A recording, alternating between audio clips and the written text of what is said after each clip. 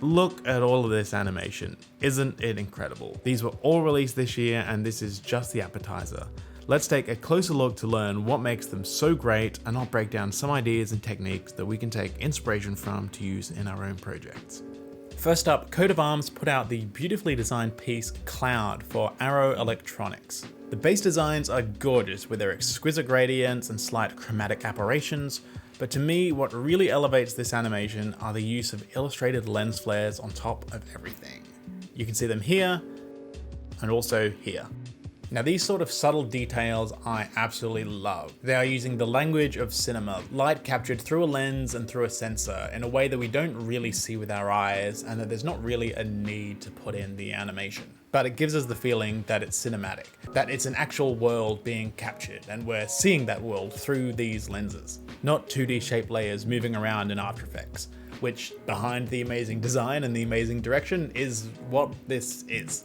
There's also something really clever going on with the animation. The main motion throughout the whole piece is one long uncut camera movement backwards, which speeds up during transitions and slows down to show each scene. This makes it hard to look away because there's no actual breaks. It's one scene that's continually evolving, so we don't want to miss anything. The animated equivalent of a wanna. The one long continuous take you'll recognize from some of your favorite films. Also, I want to give a quick plug to the art director of Cloud, Haewon Shin, whose Instagram account is just continuously inspiring. Just look at this stuff.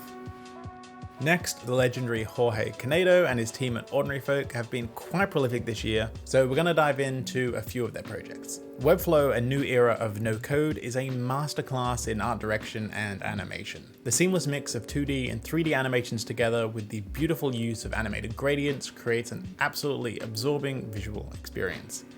If we look at this shot, one subtle detail that I want to highlight is how even the gradients in the sphere, that's the focal point, are animated.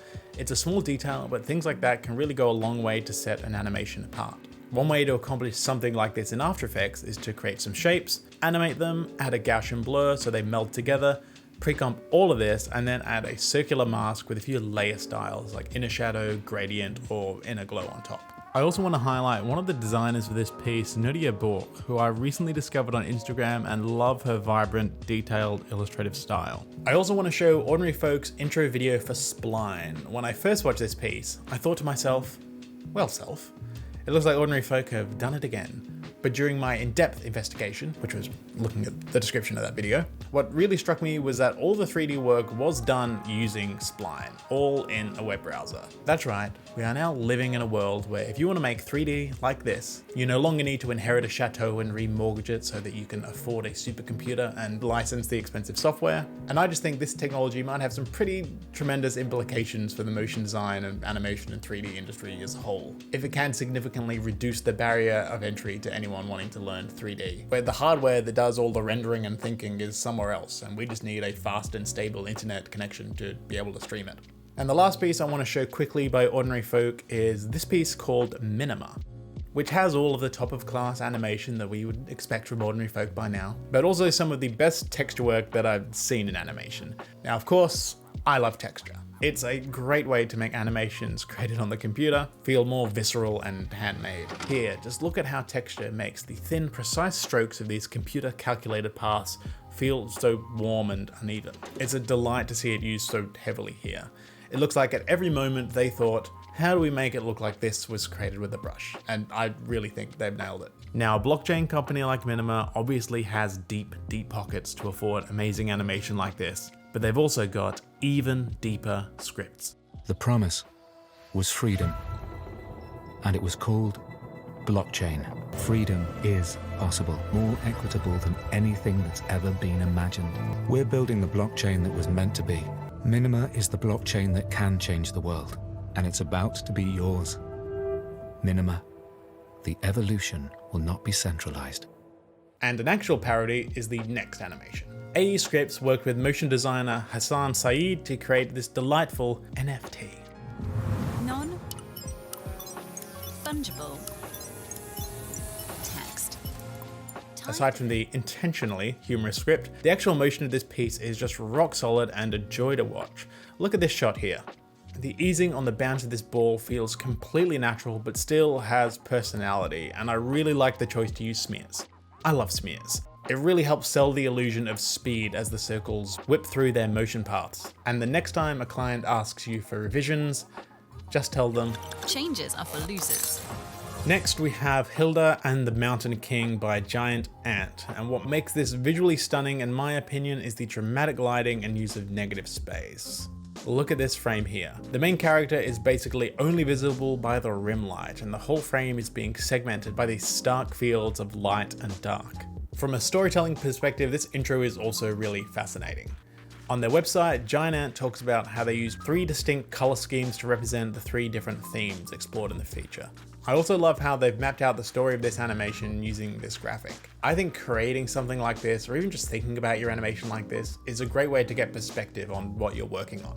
Too often when we're in the trenches actually creating, designing, animating, and we're covered in keyframes from the man standing next to us, it can be hard to see the bigger picture and see the overall narrative and lose focus of that while we're working so hard on the little details. So thinking of a project holistically like this, even with a graphic or not, might be useful. They also go into how they even explored using 3D at first, but ended up doing everything in 2 and 2.5D because it was just a better fit. I will link to the project on Giant Ant's site in the description as well if you want to learn more. Now this series of 1-minute Acura S-type episodes in an anime style by The Line was one of my favorite commercial projects so far this year. Just watching this without context, the animation and storytelling is so high quality I had to Google whether it was an actual show or not. During the racing scenes, the extreme speeds of the cars are communicated by the extreme camera angles and frame-by-frame VFX. Let's look at these 2 shots. The smoke off the tires helps really sell the tension as these cars are struggling to stay upright as their momentum is shifting. And going frame by frame, the car nearly fills up the entire frame as it's driving past the camera. Then after the cut, the smoke VFX move across the screen to reinforce that motion. Although this might not register continually at full speed, these details all combine to create a feeling of breakneck speed. If they made this into a full show, I would definitely watch, especially if it was all in that glorious slow motion in the rain, which I think is how life was meant to be lived. I also want to highlight some standout projects from the Instagrams, from the individual accounts, not just big established studios. First is Nothing Beats Pen and Paper by Hieu. Its fantastic design and vivid colors immediately attract the eye. The concept is imaginative and those transitions are just so smooth. There is also a breakdown post on Instagram for those interested, which I will link to as well. The Vivarium Collection by BOGDAN and Gaspart is a charming series of vignettes, each with a character inside a glass container. I just love the muted color palette, quirky design, and the character animation performances. Bowens has been killing it recently with a series of weekly animations inspired by one-word prompts. These short animations are quick personal projects, but Austin brings them to life on another level through perfect motion, clever transitions, and harmonizing what's happening on screen with the music track. And if you're curious about his process, check out his YouTube channel, which has live streams of him creating the latest of these posts from start to finish. I just love what he's doing there. And these style frames that Amanda Oesef posted to her Instagram, inspired by Dr. Martin's Tough As You, blew me away. Look at how exaggerated the perspective is. This, combined with the rough but precise line work and the simple bold color palette, is what makes these frames so impactful. I think we can get trapped in vector programs like Illustrator, just making straight front on or straight profile side view just because it's easier and it's quicker. But there is so much energy to these poses and the compositions that it makes me want to quit Illustrator and just make big bold arcs drawing straight from my shoulder to make something more impactful. There's also quite a lot of insight into her process creating these on her website, which will be linked to as well. Now the last pieces I want to highlight are collaborations. The Infinite Journeys collaboration by Clinton Jones's Pwnisher community simply blew me away. All the artists were given the same base animation, and I found myself unable to look away while watching the top 100 edit because of just how creative and gorgeous each render was, and many were able to tell a compelling story in just a few seconds. Last is the Bounce collab, which I had the honor to contribute to. We were all given a template file with the basic bounce to use. I love seeing how each of the 20 plus animators made it their own. Because the bounce motion of each piece is the same, the final project ended up being a series of smooth match cuts, which are relatively easy transitions to make that can add a clever layer of sophistication to the animations. The project was organized by Sengsavane, who is a phenomenal designer and illustrator. You can find this project on her Instagram, which is @Sengsavane Design. It was extremely difficult to pare down the list for this video, so please let me know in the comments what you think have been some of the best motion designs and animation pieces so far this year. And to learn more about the match cut technique used brilliantly in so many of these videos, you should check out this next video. I'll see you there.